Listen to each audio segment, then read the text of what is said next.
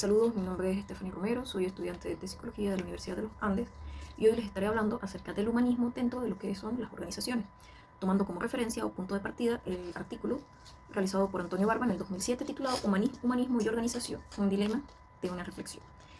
La siguiente está estructurado con 4 hitos principales que vendría siendo la aproximación al concepto de humanismo, el enfoque mecánico, orgánico y cultural dentro de las definiciones sociales y Taylor y Henry Ford como personajes históricos importantes que resaltan en toda esta historia de las organizaciones. Al final pues propondré una reflexión crítica acerca del artículo y el tema que estaremos tratando. Una aproximación al humanismo. Realmente el término es usado bastante en los medios, noticias, artículos, en conversaciones de calle, en todo lo que vendría siendo conversaciones populares. No es poco frecuente escuchar el humanismo o humanidad. Esto popularmente, por supuesto, haciendo referencia más a un lado bondadoso o empático del ser humano en distintos ámbitos. Traigo como definición conceptual, que será la utilizada como referencia en el artículo de la Real Academia Española, la cual nos habla sobre el humanismo como una doctrina basada en la consideración del ser humano como centro de todas las cosas. Esta definición realmente nos aporta mucha información, tomando en cuenta la parte principal que nos dice que se toma al ser humano como centro de todas las cosas, denotando realmente una exaltación del ser humano, un antropocentrismo bien marcado. Asimismo, también se considera, desde lo que vendría siendo el humanismo ya de otros autores, como el bienestar del ser humano, su camino o su desarrollo, como principio y fin fundamental de la vida en sociedad, realmente sin considerar, como ya veremos más adelante, que no se aplica y no se expresa así en distintos ámbitos sociales, y uno de ellos es el de las organizaciones. En el artículo de Barba, este toma como referencia 3 ideologías o 3 enfoques que a través de los años han sido los que más han criticado o polémicos en relación a este término del humanismo. Entre estos tenemos el positivismo, el marxismo y el enfoque ecológico. El positivista surge de la noción de que el individuo se vea como un objeto, de lo medible, de lo cuantificable, de lo empírico. Y es allí o a través de él que comienza a surgir esta noción dentro de las organizaciones como el sujeto, como objeto. Asimismo, también tenemos lo que es el marxismo, que es todavía fuertemente criticado, ya que señalan que toma el humanismo y lo empapa de lo que vendría siendo su ideología para sobresaltar al proletariado. Por último, tenemos el ecológico, que como su nombre lo indica, pues se basa o se enfoca más en lo que viene siendo el entorno del medio ambiente, lo externo al ser humano, y no tanto sí mismo, no tanto lo interno. Al contrario, tiene fuertes críticas en relación a lo humano, al humanismo, ya que considera que está sobresaltado y lo señala como causante de la destrucción de su medio ambiente. En este sentido, tenemos que las teorías clásicas del pensamiento organizacional o administrativo realmente se han inclinado en una búsqueda de creación de perfiles que sean competentes para satisfacer las necesidades de las organizaciones. Esto completamente desde el positivismo y no considerando al sujeto dentro de las mismas, sino viéndolo como netamente un objeto que me lleva a la producción, lo cual nos recuerda a lo que Barba expone en su artículo, que Comte, como que fue el pensador francés que dio origen a esta filosofía o a esta perspectiva positivista, nos da como un intento de reducción de las características humanas a lo netamente fisiológico. Como podemos observar en la cita, habla sobre las funciones cerebrales, entonces es esa reducción de lo subjetivo, de lo social, de lo ambiental, de lo contextual de un individuo a netamente lo que puede llegar a ser medible, o en este caso diseccionable. Esta postura pues pone al ser humano como un objeto antes que sujeto. En este orden de ideas, lo mecánico y lo orgánico entra a colación, ya que fueron los dos principales enfoques en las teorías de administración tradicional. Luego, más adelante de estas, surgiría lo que es una perspectiva cultural.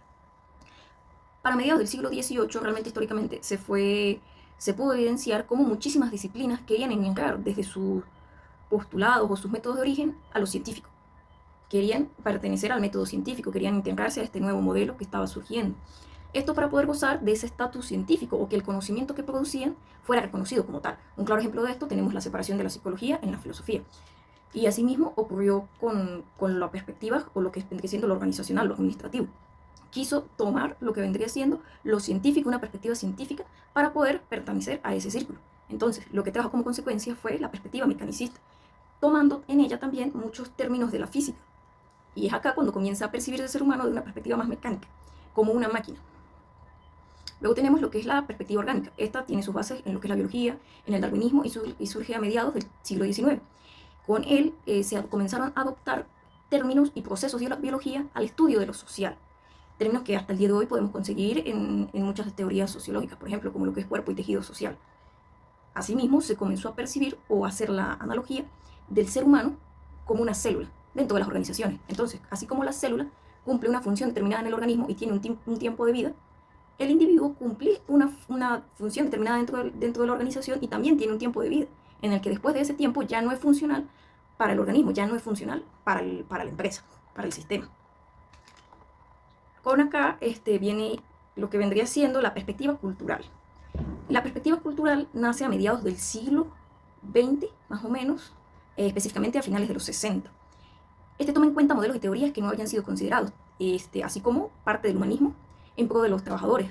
También toma en cuenta lo que es el ambiente organizacional, el ambiente cultural, que realmente no estaba siendo tomado en cuenta en todas estas teorías, en todos estos análisis, y cómo esa parte cultural podía influir en el rendimiento y producción. Un ejemplo de esto podemos tomar lo que viene siendo la creencia de que los individuos de determinada nacionalidad son más hábiles o se les facilitan más cierto tipo de trabajos. Entonces estaría condicionándose que para el perfil de determinado empleo se buscan personas netamente de determinada nacionalidad. En relación a este modelo cultural tenemos a Barba 2007, el cual afirma que este modelo permite el estudio de los sistemas de significados compartidos y unos esquemas interpretativos compartidos que crean y recrean significado. En esta cita podemos notar la diferencia de perspectiva desde el lenguaje. Ya estamos hablando de significados, de subjetividades, de interrelaciones que se crean y se pueden recrear para sí mismos. También hay que tomar en cuenta que para cuando surge esta perspectiva cultural, ¿cuál era el contexto histórico-social? Para que se diera pie o comenzara a poderse darle espacio a este humanismo. Realmente a mediados del siglo XX pudo favorecer el hecho de que ya en la humanidad se había atravesado por las dos primeras guerras mundiales. Entonces quedó este periodo en el que ya no eran necesarias las grandes producciones, por ejemplo, de las fábricas textiles para la producción de uniformes de guerra, ya no eran necesarias las grandes fábricas de producción de comida enlatada para enviar a la guerra, asimismo tampoco la fabricación de piezas mecánicas a gran escala, de armas, esa creciente demanda minuto a minuto. Parecía haber quedado en pausa la sociedad. Sin embargo, los secuelas de este ritmo realmente dejarían huellas en el tejido social. Asimismo, también tenemos, como afirma Montoya en el 2006, que esos esquemas humanizantes hasta el momento no habían sido realmente en pro de lo que era el trabajador, sino habían estado como sesgados o empapados de nuevo de esa ideología que lo que buscaba era la funcionalidad, la productividad de la empresa. En relación a Taylor y Henry Ford, realmente Taylor fue un personaje muy importante en todo este desarrollo de lo que serían las teorías de la administración, de las organizaciones y todo ese desarrollo a llegar a la perspectiva científica. Taylor, ingeniero mecánico, impulsó realmente esta perspectiva científica, llegando a decir que era como la herramienta para llegar a difuminar esa brecha divisora entre lo que era el patrón y el obrero. Por supuesto, este pensamiento era un pensamiento mágico por parte de Taylor, ya que esa misma perspectiva científica estaba empapada de un enfoque netamente positivista y conductista, encontrando en ellos conceptos como el adiestramiento de trabajadores, así como ideas acerca de los perfiles o cómo debían ser de ciertos empleos. Para ello les tengo una cita de Taylor en 1961, el cual nos dice que uno de los primeros requisitos para el hombre que es apropiado para tener una ocupación regular, la de manejar hierro en lingotes, es que ha de ser tan estúpido y flemático que en su conformación mental ha de parecerse un buey que a ningún otro tipo de ser. Esto podemos ver realmente la dicotomía o la paradoja en el pensamiento de Taylor en relación a esa perspectiva científica y que era realmente lo que estaba llegando a hacer para las organizaciones. Asimismo también tenemos a Henry Ford, contemporáneo, empresario estadounidense, contemporáneo con Taylor, y también promotor de esta perspectiva científica. En muchísimas de las ideologías y manuales de empresa que encontramos de Henry Ford podemos ver cómo están empapados también de lo conductista, de métodos de control, si bien ya no tanto del salario, sí haciendo mucho énfasis en lo que estaba haciendo el empleado al salir de la empresa con ese salario. Algo bastante similar y que puede resonar a un futuro distópico perfectamente diseñado por George Orwell, en el que se da la supuesta libertad, pero ¿qué es lo que están haciendo? O vigilando, mejor dicho, a las personas en esa supuesta libertad. Sin embargo, esto para su momento fue tratado con completa normalidad. Y acá surge la interrogante, puede surgir el debate de realmente cuál puede ser la diferencia entre dichas normativas, que eran completamente explícitas y normalizadas, a lo que podemos encontrar actualmente, tal vez de una forma más implícita, como lo que ocurre con los medios de comunicación, con las redes sociales, con las tendencias de moda, con todo aquello que me dice que debería estar consumiendo. Eso es una pregunta que queda abierta.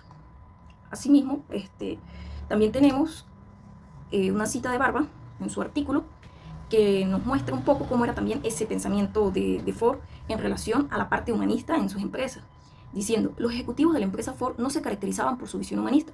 Lejos de ello, pensaban que cualquier gesto humanitario era atentatorio de la autoridad y la disciplina de las organizaciones. Llegando ya al último apartado, siendo una reflexión algo crítica, propongo hitos como lo que vendría siendo la globalización, el capitalismo, el consumismo, la sociedad de la inmediatez y la tecnología y la IA como una solución. Realmente estos recorridos sobre estas teorías clásicas nos dejan ver cómo el humanismo o bien no ha estado presente o ha estado presente de formas muy tergiversadas. Entonces entramos en el debate o en el dilema, en la reflexión que también propone Antonio Barba en su artículo, si realmente es posible o no es posible la inserción de esta perspectiva más humanista en lo que vienen siendo las organizaciones. Realmente en una cultura, en una sociedad de inmediatez como es la que nos encontramos, empapadas de consumismo, por globalización, por un sistema capitalista, en el que me pide cada vez ir más y más rápido, consumir más y más, caigo en la reflexión de si hay quien consuma, debe haber quien produce. Asimismo, está el dilema de la tecnología, que si bien se propone que ha automatizado muchísimas de las tareas y que es una herramienta fundamental, muy necesaria, ¿quién o qué está detrás de esa producción para cubrir la necesidad tan alta, la demanda tan alta que se tiene de esta misma tecnología? Personas que están en minas extrayendo todos los minerales, los recursos primarios que se necesitan para la fabricación de las tecnologías, realmente no están pensando o están en una realidad muy alejada de lo que vendría siendo el humanismo en su ambiente organizacional que vendría siendo este. Entonces, más esta reflexión es si realmente el sistema del que formamos parte y fomentamos de inmediatez y de consumo está dando pie a que se humanicen los procesos, porque bien puede ser el típico empleado organizacional administrativo que se queja de estar todo el día en su trabajo produciendo, pero a las pocas horas que tiene descanso consume. ¿Y quién está produciendo lo que él está consumiendo? Es realmente más que una búsqueda de preguntas, es una búsqueda de generar cada vez más y más cuestionamientos acerca de este tema que es bastante complejo y profundo. Bueno, gracias por ver el video.